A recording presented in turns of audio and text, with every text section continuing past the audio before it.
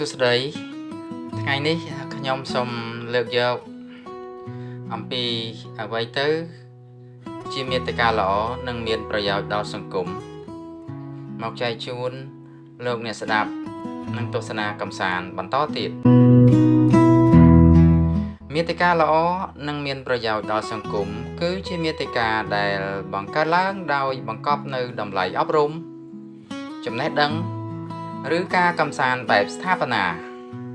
ផងដែរគឺជាមាតិកាដែលជួយឲ្យអ្នកទស្សនាទទួលបានផលវិជ្ជមាននិងរួមចំណែកកាត់បន្ថយភាពអសកម្មនៅក្នុងសង្គម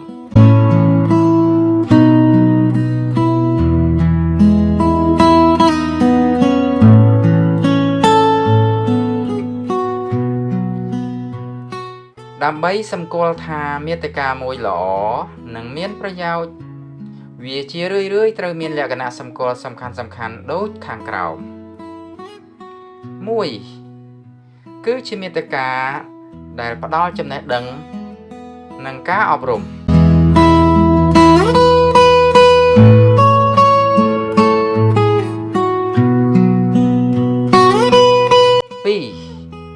គឺជាមាតិកា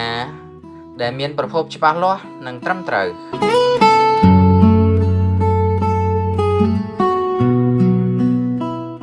3គឺជាមាតិកាទាំងឡាយណាដែលបានលើកកម្ពស់សីលធម៌និងតម្លៃរស់នៅ4គឺជាមាតិកា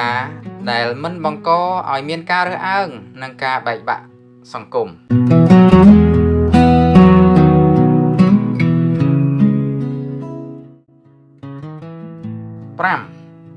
គឺជាមាតិកាកម្សាន្តបែបស្ថាបនា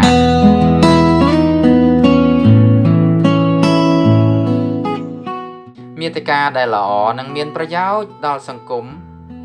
គឺជាមាតិកាទាំងឡាយណាដែលមានបាវចនាមើលហើយបានចំណេះដឹងមើលហើយចេះគិតពិចារណានិងមើលហើយចង់ធ្វើជាមនុស្សល្អជាងមុន